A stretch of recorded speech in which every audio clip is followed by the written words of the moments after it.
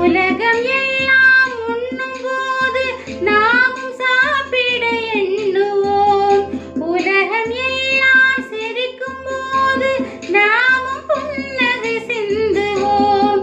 யாதும் ஊரென யாரு சொன்னது சொல்லடி. பாடும் தமிழ் பாட்டன் சொன்னது கண்மணி.